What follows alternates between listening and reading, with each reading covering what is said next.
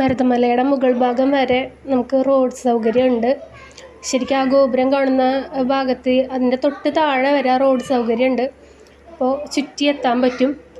ഞങ്ങൾ നടന്നിട്ട് കയറിയ കാരണമാണ് ഇത്തിരി ലേറ്റായി എത്താനായിട്ട്.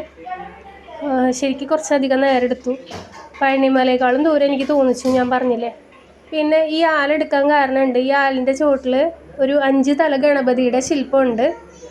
പിന്നെ ഇത് പുതിയ ഗോപുരം പണിതതാണ്. പിന്നെ ഇപ്പോൾ വേറെ അതിന് മുന്നിലൊരു ഗോപുരം പണിയാനുള്ള തയ്യാറെടുപ്പിലാണ്. ഇപ്പോൾ വീണ്ടും രണ്ടാമതൊരു ഗോപുരം പണിയാനുള്ള തയ്യാറെടുപ്പിലാണ്. അവിടെ കല്ലൊക്കെ ഞാൻ ആ 5 തല ഗണപതിയുടെ ശില്പം കിട്ടുമെന്ന് കുറേ നേരം ഞാൻ ട്രൈ ചെയ്ത് നോക്കി. പക്ഷേ എനിക്ക് കിട്ടിയില്ല. ആൾക്കാർ കൂടി നിൽക്കുന്ന കാരണം ക്ലിയറായിട്ട് കിട്ടിയില്ല. കാണാൻ നല്ല ഭംഗിയായിരുന്നു. ഞാൻ ആദ്യമായിട്ടാണ് അങ്ങനെ ഒരു ശില്പം കാണുന്നത്.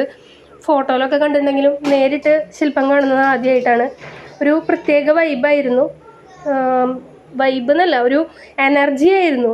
പ്രത്യേക എനർജി ആയിരുന്നു ആ ശില്പത്തിനുള്ളത്. ശരിക്കും എന്താ പറയുക, ഒരു വല്ലാത്തൊരു ഒരു എനർജി പെട്ടെന്ന് അങ്ങോട്ട് അബ്സർവ് ചെയ്ത പോലെ. ഞങ്ങൾ മുരുകനെ കണ്ട് തൊഴുതു. താഴത്ത് വള്ളിദേവനയുടെ പ്രതിഷ്ഠകളുണ്ട്.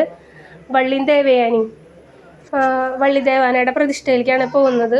പിന്നെ അത് തൊഴുത് കഴിഞ്ഞ് ഇറങ്ങുന്ന നേരത്ത് രാജീവ് എന്ന് പറഞ്ഞൊരു ഫ്രണ്ടിനെ പരിചയപ്പെടാൻ പറ്റി. രാജീവ് കുമാർ എന്നാണ് പേര്. അദ്ദേഹം തൃശ്ശൂർക്ക് വന്നുകൊണ്ടിരിക്കുകയാണ്. നമ്മൾ തൃശ്ശൂരിൽ നിന്ന് മരുതമലയ്ക്ക് ചെന്നപ്പോൾ അദ്ദേഹം മധുരയിൽ നിന്ന് വന്ന് കുറേ ക്ഷേത്രങ്ങൾ സന്ദർശിച്ച് അങ്ങനെ മരുതമല വന്ന് തിരിച്ച് തൃശ്ശൂർ, ഗുരുവായൂർ, അങ്ങനെയൊക്കെ തൃപ്രയാർ, ഗുരുവായൂരൊക്കെ വന്ന് തൊഴുത് അങ്ങനെ ശബരിമലയ്ക്ക് പോകാനുള്ള തയ്യാറെടുപ്പിലാണ്. അദ്ദേഹം ഫാമിലി ആയിട്ടാണ് വന്നിട്ടുണ്ടായിരുന്നത്. അങ്ങനെ ഞങ്ങൾ അദ്ദേഹത്തെ പരിചയപ്പെട്ടു. പിന്നെ ഇറങ്ങി നടന്നപ്പോൾ ഇതാ കിടന്ന കടയിൽ അവിടെ കുറേ മിഠായികളുണ്ടായിരുന്നു. അങ്ങനെ കുറേ കാഴ്ചകളും കണ്ട് മരുതമല ട്രിപ്പ് അവസാനം.